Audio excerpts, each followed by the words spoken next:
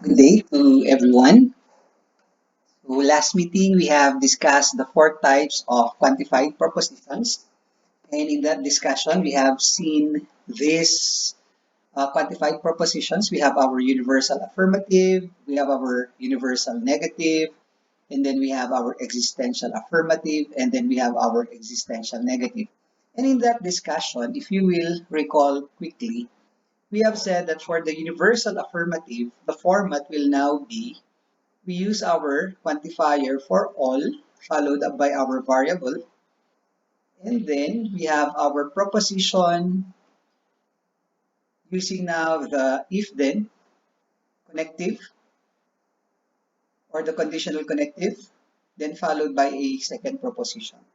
While for the universal negative, we have our for all x, we have our variable x, we have our proposition, and then we have if then notation, then we now negate the second proposition. And then for the existential affirmative, we now use our for there exists our variable, then our proposition, and then we now use our connective and followed by our second proposition. And then for the existential negative, we have there exists our variable, and then we have our proposition, we have our connective and then this will now be negated. So that was our discussion last meeting. So for today, if you have your handouts with you, will you please take hold of your handouts? And we will now continue with the next section of that handout. And for today, we will now combine what we have learned last meeting together with our rules of inference. So we will now be adding, so that's the good news, we will now be adding a few more rules of inference today. And for today, we have four. If you will go over your list, we have four. The first one is our universal instantiation or our universal specification. And for this one, we are given the premise for all x and then our proposition px. So we're using the universal quantifier for all x. And then our conclusion here is we now choose an element from our universe of discourse, and that element is an arbitrary element. So we just choose any element from our universe of discourse. And why is this conclusion true? Since we are now using for all, it means that all the elements in our universe of discourse do satisfy the given condition or the given proposition. Therefore, if we just get one element, arbitrary element from that from that uh, universe of discourse, it will now satisfy the proposition. So, for example, if we will now use our universe of discourse as your uh, section in IT or CS. So, if I say for all x px, where px will be students in discrete math. So, if I get a name of a student in your section, so let's say if there is an Alan in your section, then Alan is a possible conclusion because he belongs to the universe of discourse and he satisfies the condition that he indeed is a student in discrete math. Okay, so there's an example here. So if we will now take the universe of discourse as the set of humans, for all xpx, all humans are mortals. So that's the condition. All humans are mortals. If we choose C, B, Ronald, Ronald is mortal. So that's a very valid conclusion. So that's the first one, the universal instantiation. So from uh, a for all statement, we now use a specific or an instant in the group to satisfy the condition. And then we have the second one, we have the existential instantiation. So for the existential instantiation, we are now this time using there exists. So we have there exists an x, px, okay? And we have said before that for there exists, it means we just need one element in the group to satisfy the given condition. Unlike for the universal quantifier, all the elements in the group must satisfy the condition. So here, if we now choose C to be some, why not any? Because in here, we will just choose the element in our universe of discourse that will now satisfy this proposition. So if C satisfies the proposition, then we can use that element as a conclusion. And then the third one is what we call the universal generalization. So if you will look at the universal generalization, it is now the reverse. So we now use a specific. So if we now choose a specific, so we can now conclude that this will be true for all x and in px. Okay, and then for the for the existential generalization, again we choose some, C in our universe of discourse. Then our conclusion will be there exists an x, px, satisfying now the given condition. And this is very important. Why? Since I have mentioned earlier that we will now be combining this with our rules of inference, you will notice that the first two rules that we have discussed here from our quantifiers, the conclusion, remove the quantifier. So from all, the conclusion, nawala yung quantifier na for all. Number two, from the quantifier there exists, nawala rin yung there exists na quantifier sa conclusion. And then, yung 3 and 4, pabaliktad. So, walang quantifier, yung conclusion nagkaroon ng quantifier. So, we will now combine this with our rules of inference. So, obviously, for number 1 and 2, we need now to use them so that we can remove our quantifiers. So, let's now take an example in constructing a proof. And this is now our first one. First example, so we have the first example, construct a valid proof. Construct a valid proof for the following.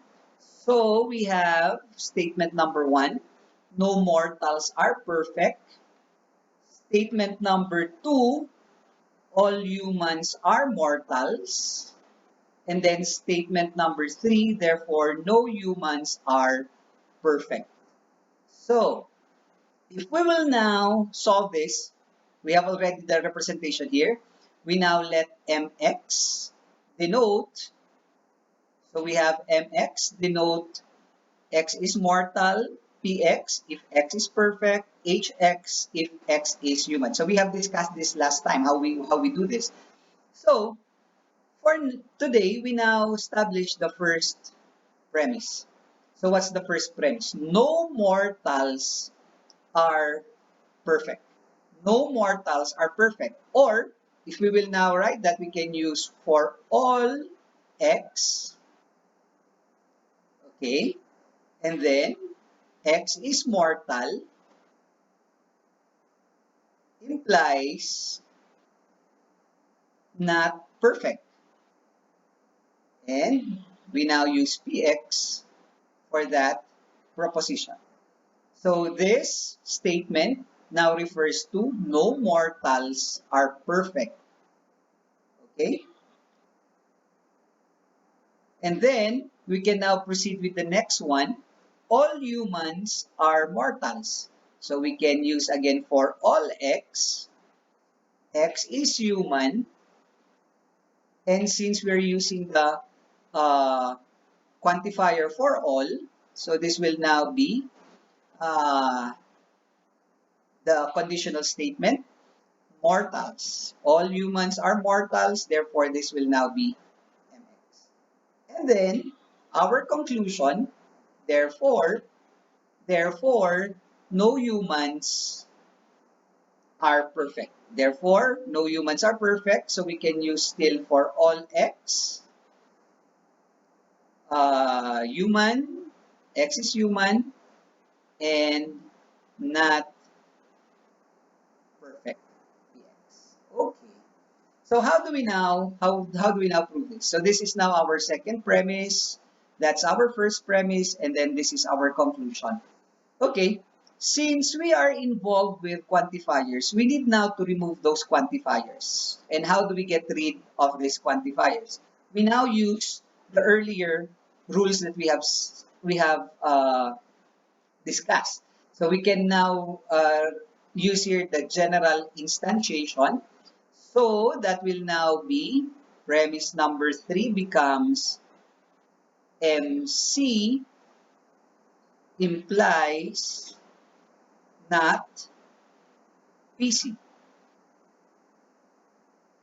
And here we're using general instantiation of number 1. And then we can use general instantiation also for number 2. So we can now use HC. So since this is true for all x, we can now choose a C, which is an element of the universe of this course. Implies MC, general instantiation of line number 2. And then, after which, we can now use, we have here MC, we can now use hypothetical syllogism. So using hypothetical syllogism, we can now say that HC implies not PC. So this is hypothetical syllogism of 3 and 4. Then after which, look at this line. It's almost equivalent to the conclusion. But our conclusion has a quantifier. Therefore, we now use the rule number 3 here, our universal generalization. And according to the rule for the universal generalization, this now becomes for all x, hx implies not px. And that is now the desired conclusion. Okay, that's now the desired conclusion. Next example, we have tigers are fierce, and then some tigers are beautiful, and then therefore some dangerous things are beautiful. So we have here the representation Tx denote x is a tiger, Fx denote x is if x is fierce, Dx x is dangerous, Bx if x is beautiful. Line number 1. So how do we write line number 1? That becomes premise number 1. So line number 1 becomes premise number 1. Tigers are fierce and dangerous. Or if you would like to rephrase that, you can say all tigers are fierce and dangerous. So we have for all x, x is a tiger, implies fierce and dangerous. Fierce will be f of x, and dangerous we have d of x. So that will be for line number 1 becomes premise number 1. And then we have line number 2, some tigers are beautiful. Some tigers. So there exists an x such that x is a tiger and at the same time x is beautiful. So we're using the connective and because we're using there exist. And then we have our conclusion. Therefore, some dangerous things are beautiful. Therefore, some dangerous things are beautiful. Some. So there exists an X. This X is dangerous, beautiful. Dangerous, and at the same time, beautiful. Okay, so what can we do now? So like in the previous example, maybe we can get rid of our quantifiers. So getting rid of the first quantifier, we can use general instantiation. That becomes T, C implies F, C, and D, C. So this is general instantiation of line number 1. And then doing the same thing with line number 2, we have our existential instantiation. We now have T, C, and B, C. This is existential instantiation of line number 2. And then number 5, what can we do? This is an end, so we can simplify. We can get TC. This is now simplification of line number 4. So why did we get TC? So that we can now use modus ponens for 3 and 5 because this is TC implies something. We have TC, therefore this will now be our conclusion. We have FC and DC. This is now modus ponens of line number 3 and line number 5. Then after using modus ponens, what do we need in our conclusion? We need DC, DX, and BX. DX and BX. So we can again simplify this. We can get DC. We have DC. This is now simplifying number 6. And then number 8. What can we do? What else do we need there? We have BX. So we can get BC from here. We have BC. This is now simplifying number 4. And then, after simplifying number 4, we can now join the two by means of the conjunction rule, DC and BC. This is conjunction for 7 and 8. Then finally, since we already have D and B, so we can say here, therefore, there exists an X such that we have dx and dx. And that will now be by the use of number 4, existential generalization. So where is that part? This will now be using existential generalization of line number 9. Okay, so there you go. Next, third example, we have some cats are animals, some dogs are animals, therefore some cats are dogs. And the instruction here is not to construct the proof because the proof is already given, but we need now to find the mistake in the given proof. Well, let's do this one by one. So the first line, some cats are animals. There exists an X. X is a cat. Cat would be considered as an animal. There exists a dog. Dog is an animal. So that's coming from line 2. Therefore, some cats are dogs. Okay. Existential instantiation from 1. So nawala yung there exists, napalitan ng specific element in our universe of discourse, an element that satisfies. So if we now let W be the element that satisfies these propositions, then we have this. And then similarly for number 4, we use existential instantiation, but this time we use line 2. So we remove there exists, we change x into a specific variable. So let's say we use variable w again to be the element that satisfies the proposition here based from the universe of discourse.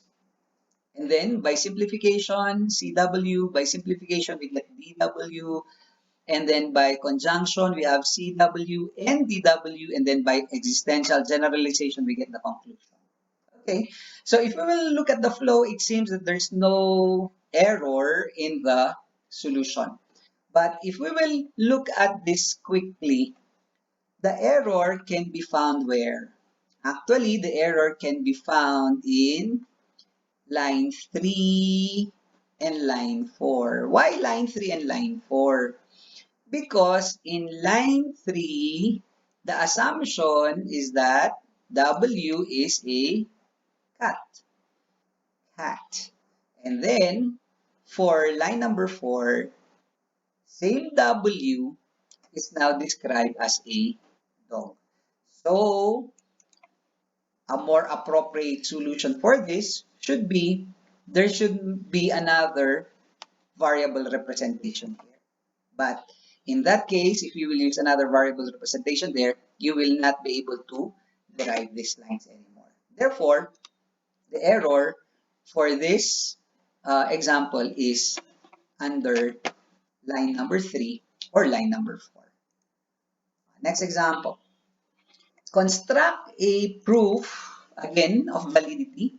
Mathematicians are neither prophets nor wizards. Hence, Einstein is a mathematician. Hence, Einstein is a mathematician. Where is that? Einstein is a mathematician and he is not a prophet. Okay, so how do we establish our proof here? So we are given the representation here already. We have mx, x is a mathematician, px is a prophet, wx is a wizard. So how do we start? How do we start with this one? So line number 1, mathematicians are neither prophets or wizards. So we can use for all x if x is a mathematician. So for all mx, so this will be implies. Okay, and then neither. So it means not a prophet, not a wizard. So not a prophet or not a wizard. So there you have it. That's for line number 1. And then line number 2, that's already the conclusion. That's already the conclusion. And if that's already the conclusion, therefore, Einstein, very specific. Einstein is a mathematician. So if we choose E to be Einstein, Einstein is a mathematician. And therefore, Einstein is a mathematician and not a, hence Einstein is a mathematician and he is not a prophet. So that will be, if E is for Einstein, he is a mathematician, but this implies that he is not a prophet. Einstein is not a prophet. So that will now be our conclusion. ME implies not PE. Okay, the problem here is we only have one premise. For all, MX implies not PX or Wx. But our conclusion is an implication. So why don't we use conditional proof? ME, therefore, not PE. This is using conditional proof. Okay, using conditional proof. And then, what will be our line number 3? So line number 3 will now be, we can use general instantiation. And using general instantiation for number 1, that will now be ME. We can choose E, Einstein, as the specific variable, implies not PE or WE. So this is general instantiation of line number 1. Where did that go? So that's general instantiation of line number 1. Okay, just place it there. Next, let's have number 4. So what can be number 4?